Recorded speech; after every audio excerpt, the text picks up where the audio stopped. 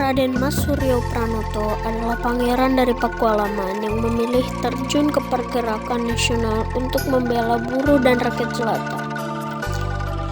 Meskipun menyandang gelar pangeran dan statusnya disejajarkan dengan orang-orang Eropa yang hidup di Hindia Belanda, Suryo Pranoto tampaknya tidak menyukai gemerlap kehidupan di istana.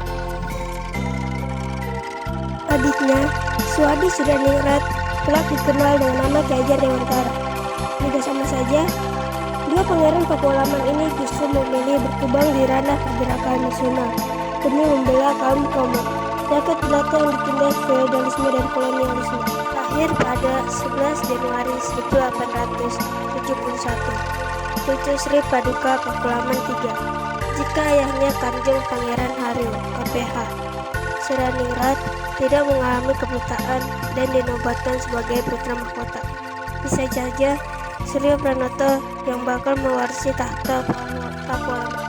Ia bersekolah di Europe Lager School atau ILS, sekolah yang hanya diperuntukkan bagi anak-anak orang Eropa atau Belanda dan kalangan atas putra. Riwayat pendidikan Suryo Pranoto berjalan mulus, hingga akhirnya mendapatkan lisensi kepegawaian dari pemerintah kolonial dan merintis karirnya. Ia sempat ditempatkan di suatu instansi pemerintahan di Yogyakarta, tapi lantas dimutasi ke Gresik, kemudian ke Tuban, karena dinilai sering berbuat onar. Suryo Pranoto lagi-lagi mendapat masalah. Ia dipecat setelah menempeleng atasannya, yang orang Belanda, karena membela rekan sejawatnya. Suryo Pranoto lantas kembali ke Yogyakarta dan menjadi kepala bagian administrasi Istana Pakualaman. Tahun 1900, Suryo Pranoto mendirikan Mardikas Kajah, semacam usaha gotong royong atau koperasi simpan pinjam. Setahun berselang, Suryo Pranoto memperkasai sebuah klub pertemuan bernama Society Sutroharjo. Selain sebagai forum diskusi, Society Sutroharjo juga membuka perpustakaan sederhana. Jaring kolonial ternyata mengamati gerak-gerik Suryo Pranoto bersama Mardikas Kajah maupun Society Sutroharjo sebagai upaya menghambat pergerakan Suryo Pranoto. Pemerintah kolonial mengirimnya ke Windsor atau Bogor untuk disekolahkan di Windsor dan Rainbow School atau NLS, sekolah menengah pertanian, dan agar lebih mudah diawasi. Sementara itu, Suwardi menuju ke Batavia untuk mengenyam studi di School of Applied Fine English Accent atau disebut Scovia atau Sekolah Dokter Bumi Putra, dan kini menjadi Fakultas Kedokteran Universitas Indonesia. Ketika Budi Utomo didirikan di Batavia pada tanggal 20 Mei 1908, Suryo Pranoto turut bergabung dengan perhimpunan itu. Suryo Pranoto menjadi salah satu dewan administratif underling Eleven Square Directory Masyapis Bumi Putra, jika bapak perusahaan asuransi Bumi Putra. Setelah lulus dari MLS di Bogor, Suryo Pranoto mengantongi 2 ijazah sekaligus, yakni sebagai Landbouw Kundig atau ahli pertanian dan Landbouwleraar atau guru ilmu pertanian. Pemerintah kolonial pun mengangkatnya sebagai kepala dinas pertanian atau Landbouw Consulent, sekaligus memimpin sekolah pertanian di Dieng Wonosobo. Pada 1914, murka Suryo Pranoto meledak setelah seorang pegawai pribumi dipecat karena menjadi anggota Sarekat Islam atau SI. Suryo Pranoto yang tidak terima dengan perlakuan orang Belanda terhadap saudara sebangsanya membawa perkara ini ke pengadilan. Bahkan di hadapan Residen Belanda yang tidak lain adalah atasannya, Suryo Pranoto menjadi lembek ijazahnya sambil berseru bahwa ia mengundurkan diri dari pekerjaannya. Suryo Pranoto lantas bergabung dengan Sarekat Islam. Cokro Minoto yang saat itu baru saja terpilih sebagai pemimpin sentral Sarekat Islam (CSI) menempatkannya di posisi penting. Periode 1915 sampai 1917, Suryo Pranoto duduk sebagai komisioner CSI. Tahun berikutnya, ia dipercaya menjadi wakil bendahara. Dia kemudian mendirikan suatu barisan kerja bernama Adi Dharma. Gerakan ini pernah ia usulkan kepada para pengurus Budi Utomo, namun ditolak.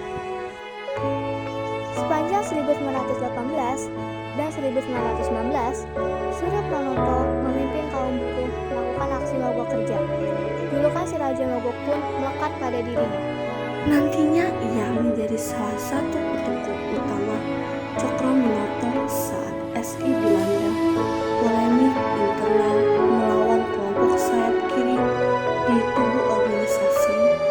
Orang-orang kira di SI ini kemudian membentuk SAR rakyat, yaitu SI Merah, yang nantinya menjelma menjadi Partai Komunis Indonesia atau PKI.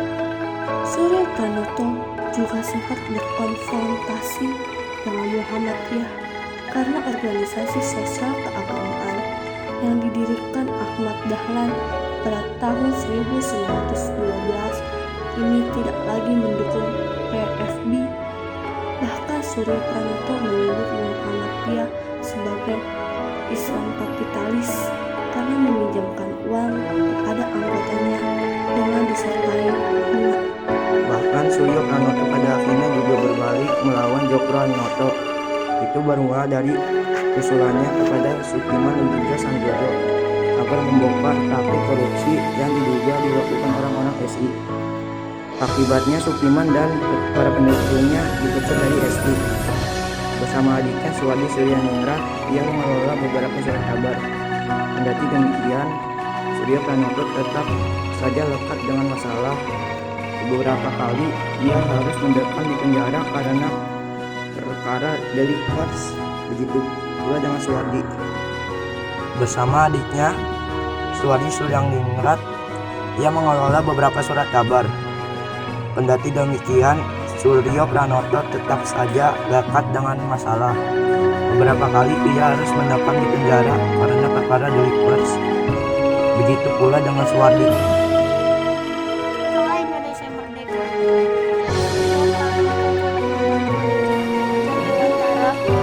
mengelola perguruan taman siswa di Yogyakarta yang didirikan sejak 1922. Suryo Pranoto sebenarnya juga mendirikan sekolah bernama Adi Dharma School pada 1923 atau 1923. Akan tetapi ditutup paksa di era pendudukan Jepang. Bersama Ki Hajar Dewantara, Suryo Pranoto tidak terlibat langsung dalam hiruk-pikuk peperangan selama masa revolusi. Ia mengabdikan sisa hidupnya di bidang pengajaran, termasuk memberikan bimbingan kepada kaum muda. Selain itu, Suryo Pranoto menerbitkan sejumlah buku tentang pendidikan dan nasionalisme. Suryo Pranoto wafat pada 15 Oktober 1959. Jenazahnya dikebumikan di Kota Gede, Yogyakarta.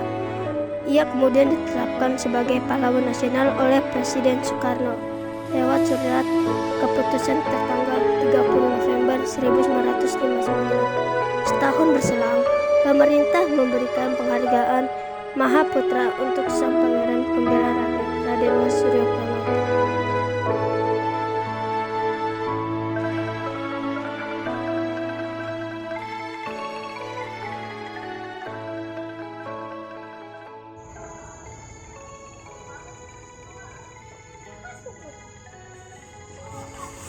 Temen gue pada mana?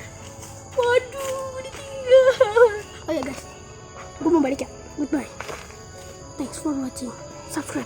Ada di tanah nih. Ada di tanah. Ya, ada di tanah. Ikutin terus, oke? Ikutin terus. Oke.